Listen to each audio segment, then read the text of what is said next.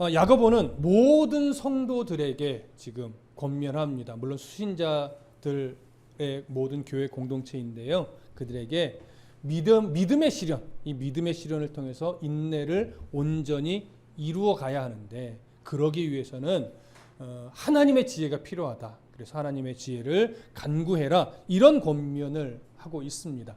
왜냐하면 사람은 정말 인내하고 싶고 하나님의 뜻대로 바르게 살고 싶고 정말 하나님이 기뻐하시는 대로 살아가고 싶은 마음이 충분하지만 그대로 바르고 온전하게 살아낼 능력이 없기 때문에 그래요.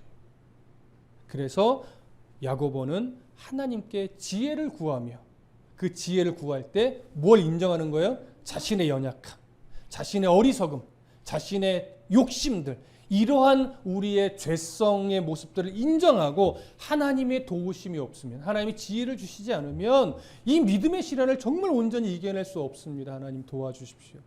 넘어졌을 때 일으켜주시고, 지혜가 필요할 때 정말로 분별력을 주셔서 하나님의 뜻대로 선택해야 될 그 순간에 바른 선택을 하게 도와주시고, 이런 간절한 어떤 구함이 필요하다, 이것을 야고보가 가르쳤습니다. 그런데 이때 정말 조심해야 될 것, 이렇게 믿음의 시련을 견디며 하나님께 지혜를 구하는 이 과정 속에 정말 중요한 것은 뭐냐면 믿음으로 구하고 조금 더 뭐하지 말아라? 의심하지 말아라. 여기서의 믿음은 신앙 고백으로서의 믿음이 아니라고 말씀드렸습니다. 전적 신뢰, 이 차원의 믿음입니다. 그리고 조금 더 의심하지 말라라고 하는 것은 조금의 의심이라도 생기면 너희들의 기도가 의미 없다, 이런 의미가 아니라 믿음의 일관성, 믿음의 방향성, 이것을 놓치지 말라라고 하는 거예요. 그러니까 어떻게 돼요? 내가 주님의 지혜를 구하며 믿음으로 바르게 살려고 애를 쓰다가도 때로는 어떻게 돼요? 넘어지기도 한단 말이에요. 때로는 알면서도 안 하는 경우도 있단 말이에요. 알면서도 넘어지는 경우도 있단 말이에요. 그때 절망하라는 것이 아니라 자신의 연약함을 다시 돌아보고 다시 나의 시선을 어디로 맞추는 씨름을 하는 거예요? 하나님께로, 하나님의 마음으로, 하나님의 이 은혜로 내 소망을 다시 맞추고 다시 교정하고 다시 나를 쳐서 복종시키고, 이 싸움을 끊임없이 하는 거예요. 그러니까 이 태도가 안 갖춰지면 어떻게 돼요? 내 속에는 옳은 대로 살아가고 합리화시키며 그렇게 종교인이다, 기독교인이다라고 하는 이름만 갖고 있고 정작 삶은 그냥 내 방법, 내 뜻대로 살아가는 이런 성도가 되기 때문에 계속해서 끊임없이 넘어지더라도 하나님께로, 실수하더라도 또 내가 교만하고 어리석어서 주의 뜻을 알면서도 그렇게 안 했을 때 다시 깨닫고 주님께로 돌아오고 하나님께로 나의 시선을 맞추려고 하는 몸부림, 이것이 가장 중요하다. 이 방향성을 절대 놓치지 말아라. 이것이 지금 저번 시간까지 야고보가 강조하며 우리에게 권면했던 그런 내용입니다. 자, 오늘은 그 권면의 연결선상에서 이렇게 하나님 나라의 소망을 두고 요동하지 않는 삶을 살아내야 되는 성도들이 그 시련 중에, 믿음의 시련 중에 어떠한 태도를 가져야 하는가, 믿음의 공동체 중에 가난한 자, 믿음의 공동체 중에 부한 자를 대상으로 해서 믿음의 시련 가운데 어떤 태도를 가져야 되는지, 그 아주 기본적인 태도, 이 부분에 대해서 오늘 권면합니다. 자, 첫 번째 9절을 보시죠. 9절 함께 읽습니다. 시작. 낮은 형제는 자기의 높음을 자랑하고. 자, 여기서 야고보가 말하는 낮은 형제, 누구를 말하는 거겠습니까? 교회 공동체 안에서 사회적으로, 물질적으로 가난한 자, 낮은 자, 이런 자들을 의미하는 겁니다. 그런데 이렇게 교회 공동체 안에서 경제적으로, 사회적으로 가장 낮은 자에 있는 자들, 힘겹게 살아가는 이들에게 어떤 권면을 하냐면 자기의 높음을 뭐하라? 자랑하라. 자기의 높음을 자랑하래요. 자, 당시 가난한 자, 당시 사회적으로 낮은 자, 그런 자들이 가지고 있는 높음이 뭐겠습니까? 그들이 가지고 있는 높음이 있어요? 세상 안에서는 높음이 없어요. 자랑할 만한 것이 하나도 없단 말이에요. 그런데도 야고보는 뭐라냐면 자기의 높음을 자랑하래요.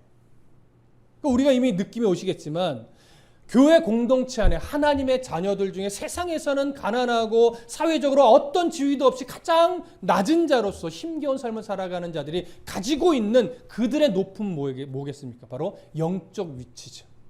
하나님의 나라의 백성이라는 영적 위치, 하나님의 자녀라는 영적 위치, 예수 그리스도의 보혈로 말미암아 죄 용서를 받고 죄와 사망 권세에 붙잡혀 있는 존재가 아니라 거기서 해방되어 이제는 하나님의 나라 백성, 하나님의 자녀라고 하는 이제 완전히 변화된 그 신분, 세상에서는 알아주진 않겠지만 하나님께서는 이미 인정하시고 그렇게 바라보시며 긍휼히 여김 받고 있는 우리의 영적 위치, 그들의 영적 위치, 지금 이것을 말하는 겁니다.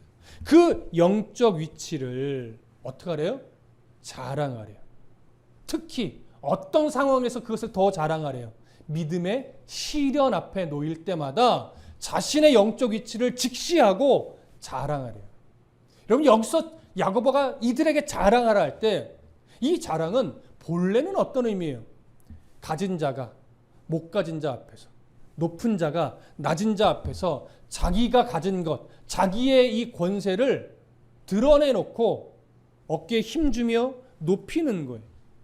과시하는 거예요. 우리는 이것을 교만이라고도 표현합니다. 그렇게 교만한 모습으로 자기의 가진 것을 드러내고 그렇게 교만한 태도로 자기의 위치를 자랑하는 이런 모습이 보편적으로는 자랑이라는 단어에 담긴 의미입니다. 그런데 오늘 야고보는요, 이러한 단어를 예외적으로 영적 위치를 바라봐야 하는, 세상에서 가난한 자, 세상에서 낮은 자의 위치에 있는 성도들에게 적용해서 사용했습니다. 세상의 시선으로 보면 없는 자, 낮은 자, 그것 때문에 절망하게 되고 낙심하게 되고 아무런 소망 없이 살아가겠지요. 하지만 자신의 영적 위치가 어떤 존재인지를 분명하게 알면 그들은 세상에서 겪는 그 어려움들, 무시당함들, 억울함들, 이것을 어떻게 여기게 되냐면 내가 하나님 나라 백성으로서 그 나라 가기까지 그 나라에 걸맞는 성도로서 하나님이 내게 원하시는 목표를 이루고 하나님이 원하시는 만큼 성숙되게 되어지기 위해서 기꺼이 감내하며 다듬어져야 되는 훈련으로서의 상황들로 우리는 바라보게 됩니다. 그 나라에 입성하기까지 그 시련이 나를 유익하게 하고 그 시련이 나를 주께로 더 가까이 가게 하고 그 시련이 내가 주님의 성품을 닮아가게 만드는 도구가 된다. 그러니 내가 기꺼이 그 시련 앞에서 외면하고 억울해하고 힘겨워하고 불평불만으로 내 입술을 여는 것이 아니라 오히려 그 속에서 자신 있게 그 시련 앞에 시련을 감당해내면서 누구를 경험해요? 하나님을 경험해요. 그 속에서 나를 살려내시는 하나님을 경험해요. 그 속에서 하나님의 자녀답게 살아내므로 말미암아 나의 모습을 통해서 하나님의 영광을 드러내는 이것이 얼마나 놀라운 일인가를 끊임없이 경험하게 되는 거죠. 그래서 이런 상황에서 내가 훈련받을 수 있는 존재다라고 하는 것을 자랑스럽게 여기니까 그런 믿음의 시련 앞에 위축되는 것이 아니라 오히려 당당하게 그 시련 앞에 서게 되죠. 이것이 바로 영적 자신감이라고 표현할 수 있을 것이고, 이 영적 자신감이 오늘 야고보가 세상에서 가난한 성도들에게 말하고 있는 자랑이에요. 그것이 자랑이에요. 그러니까 가난한 자가 사실 가진 것도 없으면서 있는 것처럼 행사하는 게 아니에요. 권세도 없으면서 위에 있는 자들을 막 들이박아라 이런 얘기가 아니란 말이에요. 자신감, 위축되지 않는 거예요. 그래서 자기의 역할 위치 속에서 열심을 다해. 그것 때문에 어떡하지? 잘 보이려고 막 하고 이런 것이 아니라 나를 사랑하시는 하나님의 자녀로서 내가 오늘 이 믿음의 시련 앞에서 이 환경 앞에서 내가 무릎 꿇지 않고 그저 내가 할 수 있는 최선 열심으로 성실하게 땀 흘려 살아가면서 없으면 없는 대로 좀 낮으면 낮은 대로 내가 하나님의 영광을 위해 오늘도 기쁨으로 감사하며 소망 중에 살아가는 모습을 잃어버리지 않는 것, 이것이 바로 자기의 높음을 뭐하는 거예요? 자랑하는 거예요. 여러분, 위축될 이유가 없습니다. 이제 야고보는요, 그렇게 세상에서는 가난한 믿음의 성도들에게 이 자기의 높음을 자랑하라고 영적으로 자신감을 가지라고 권면했다면 이제 교회 안에 있는 세상 속에서 부유한 자에게 또 권면합니다. 자, 1장 10절 함께 읽겠습니다. 1장 10절 시작. 부한 자는 자기의 낮아짐을 자랑할지니 이는 그가 풀의 꽃과 같이 지나감이라. 자, 여기서 부한 자 이미 누군지 아시죠? 교회 공동체 안에서 물질적으로 많이 가진 자, 사회적으로 지위가 높은 자일 거예요. 그들 중에도 보편적으로는 그들이 예수를 믿지는 않지만 그 당시 시대 속에서 그러나 그 와중에도 예수 그리스도를 믿는 믿음의 사람들이 생겨났어요. 그들에게 이제 권면하는 건데 부한 자와 누가 지금 대조가 되는 거예요? 교회 공동체 안에 낮은 자가 대조가 되는 겁니다. 자, 그래서 이 부한 자들에게 이렇게 또 권면합니다. 자기의 낮아짐을 자랑할지. 자, 부한 자에게는 자기의 낮아짐을 자랑하래요. 그러면 자기의 낮아짐, 부한 자에게 말하고 있는 자기의 낮아짐은 뭘까요? 세상에서 가진 게 많고 세상에서 지위가 높지만 그것이 하나님 나라의 시선으로 본다면 없는 세상에서 가진 것이 없고 사회적 지위가 낮은 자들과 딱 놓고 볼 때 그들보다 이거 내가 가진 것 때문에 내가 가지고 있는 지위 때문에 이들을 무시하거나 없인 여길 만큼 내가 하나님의 시선으로 볼 때 높은 자가 아니라고 하는 사실을 인정하는 거예요. 그러니까 그들을 무시하지 않게 되죠.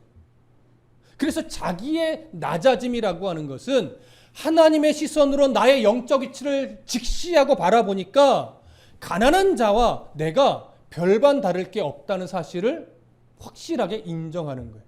이것이 자기의 낮아짐입니다. 그러니까 부자인데 가난한 자처럼 행세하라는 것이 아니라 내가 가진 걸 가지고 교만 떨지 말라는 거예요. 내가 사회적 지위가 높다고 해서 교회 안에 들어와 가진 것이 없는 자, 사회적 지위가 낮은 자, 노예의 신분에 있는 자, 종의 신분에 있는 자를 교회 안에서도 종 대하듯이 노예 대하듯이 대하지 말고 나와 똑같은 하나님의 자녀로서 겸손하게 대하라는 거예요.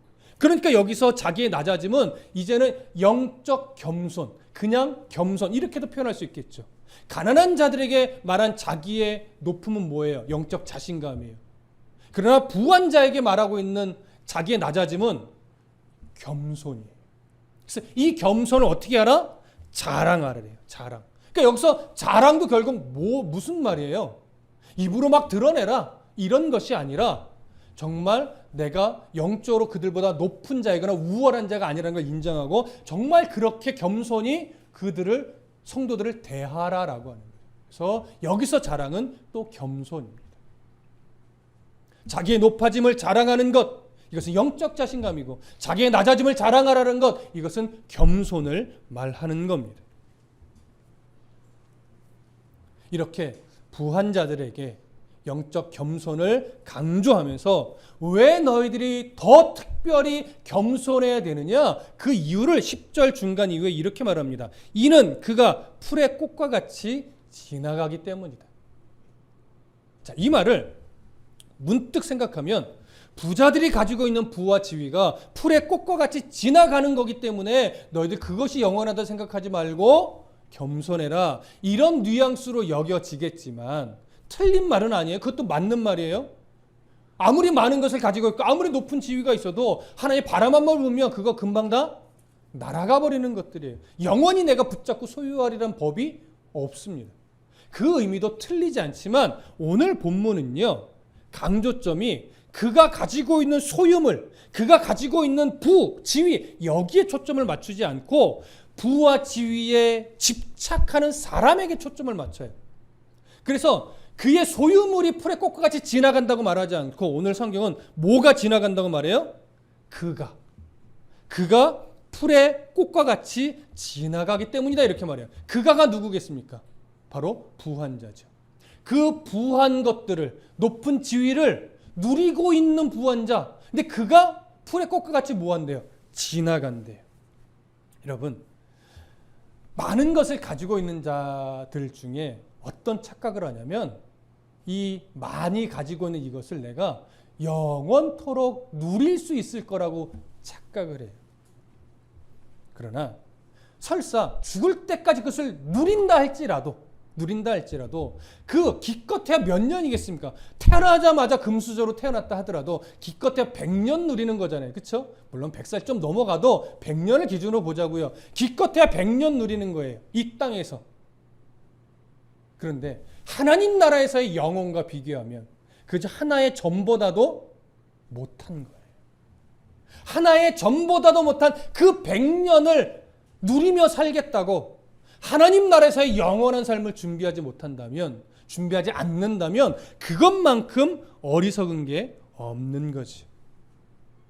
그래서 여러분, 지나간다라고 하는 것, 풀의 꽃과 같이 지나간다라고 하는 이 표현에 담긴 중요한 의미는 뭐냐면 첫 번째, 영원하지 않다라고 하는 거예요. 네가 영원토록 이 소유물을 누릴 수 있을 것 같지? 아니야. 그거 영원한 거 아니야. 또 뭐겠습니까?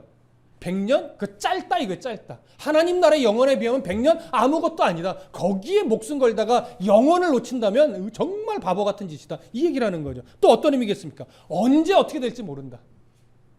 가지고 있는 소유물, 그 소유물을 누리고 있는 나 자신 언제 어떻게 될지 모른다. 아무리 많은 것을 가지고 있어도 건강 한번 잃어버리면 그 수많은 것들이 의미가 있어요, 없어요? 없어요. 그리고 불완전하지. 하나님이 치지 않아도 세상에 돌아가는 이 일들로 인해서 언제 어떻게 꼬꾸라질지 모르는 거예요. 소유물이 꼬꾸라지든 내가 꼬꾸라지든 내가 교통사고를 당하든 내가 병에 걸리든 그 부와 지위를 정말 언제까지 누릴 수 있다라고 내가 장담할 수 없는 거죠.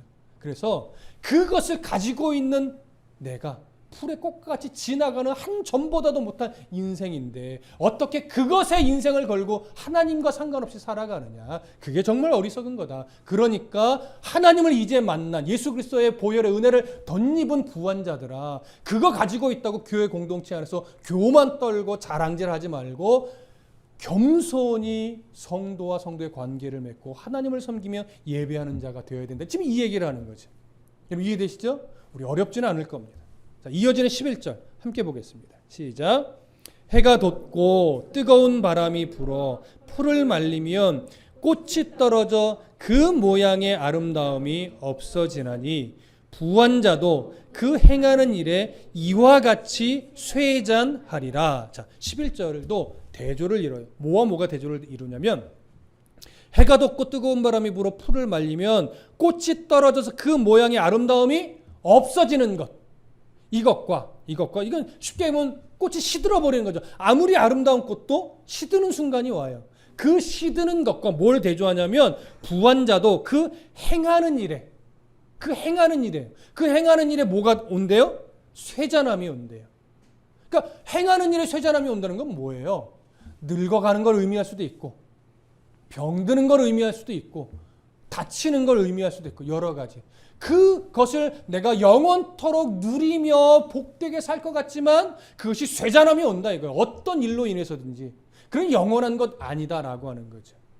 그러니까 그러한 부와 어떤 지위에 모든 인생을 걸고 그것만을 위해 평생을 하나님의 뜻과 상관없이 살아간다면 정말 어리석은 인생이니 내 영적 신분이 믿음의 백성 모든 자 아무리 세상에서 가난하고 별것 없는 인생이라 할지라도 하나님의 시선, 하나님의 나라에서는 모두가 다 똑같은 자이니 가진 걸로 교만 떨지 말고 하나님 나라의 백성답게 겸손히 믿음을 지키며 살아내라라고 하는 것이죠. 그래서 세상 속에서 가진 것이 부족하여 어려움을 겪는 이들은 하나님 나라의 자신의 신분을 바르게 인식하고 자신감을 갖고 없는 것 때문에 부족한 것 때문에 전전긍긍하지 말고 하나님이 입히시고 먹이실 것 신뢰함으로 없으면 없는 대로 부족하면 부족한 대로 믿음 안에서 감사함으로 당당하게 자신 있게 살아내라는 것이고 많이 가졌다고 교만 떨지 말고 언제든 하나님 불면 나를 치든 소유물을 치든 하나님이 치면 다 날아갈 것이니 그저 하나님이 오늘 나를 살리셔서 공급해 주심으로 감사히 여기며 겸손히 교회 안에서 교회 밖에서 삶을 살아내라는 것, 이것이 지금 야고보의 강조점입니다. 자, 이 진리를 사실은 이제 어느 정도 인생을 산 중년 또 어른들은 무슨 말인지 알아요.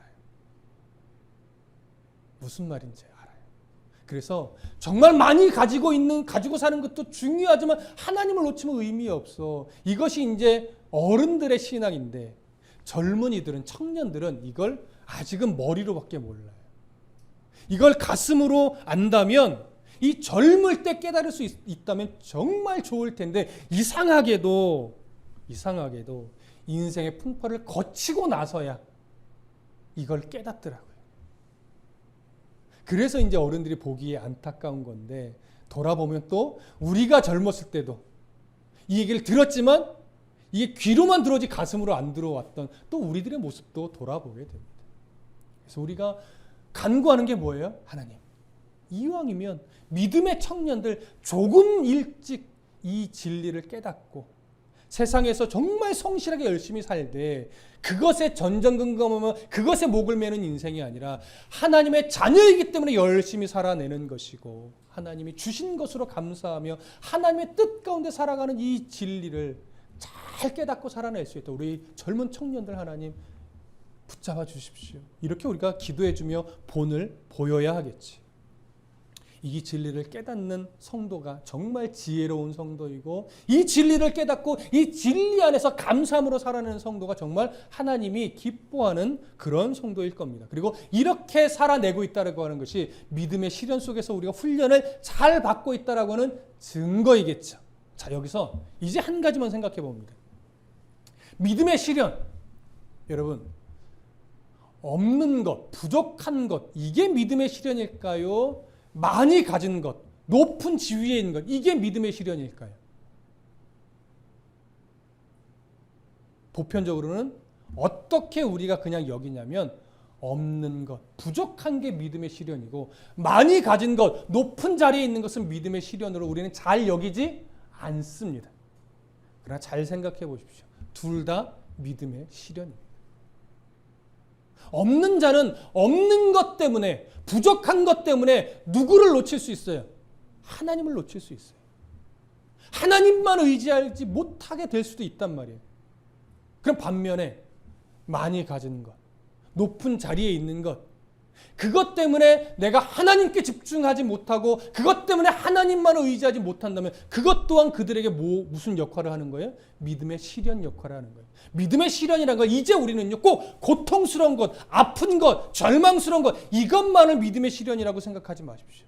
너무 많이 가져서 하나님을 내 시선에 두지 않는 것, 이거 정말 바보 같은 거예요. 자기는 모르지만 이게 영적 시련 앞에 있는 거예요. 어떤 사람이 지혜로운 사람이냐?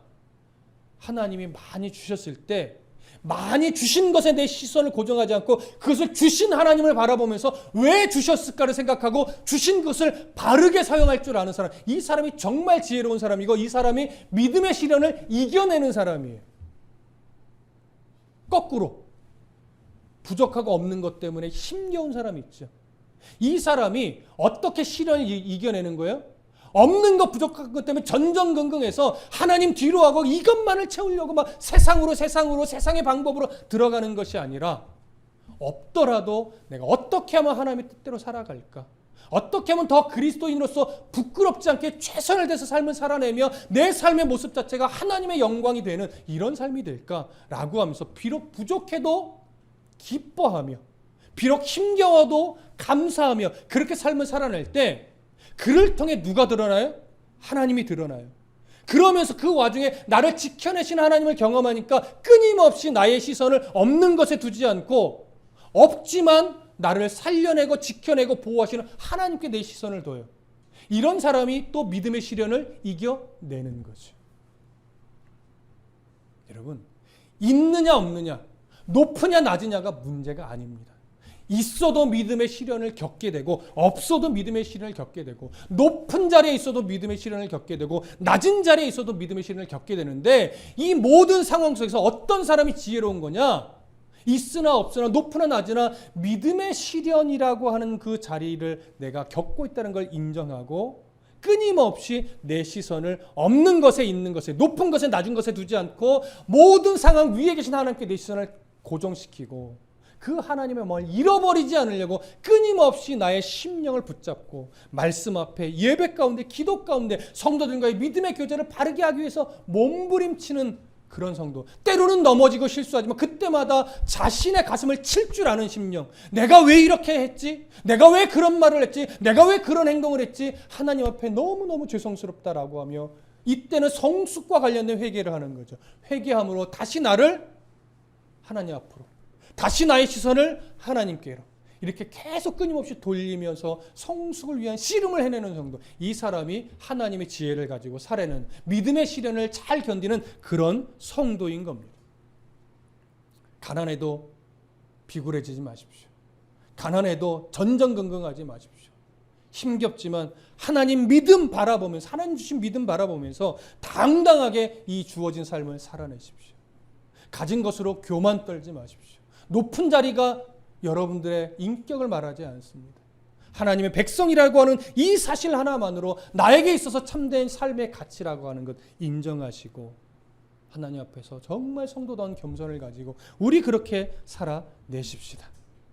이 사실이, 이 믿음이, 이 진리가 오늘을 살아가는 우리들의 힘이 되기를 간절히 소망합니다. 그러면 각자 믿음의 온전한 믿음의 이 온전한 인내를 온전히 이루어가는 그런 복된 성도가 되시리라 분명하게 믿고 그렇게 되시기를 축복합니다. 기도하겠습니다.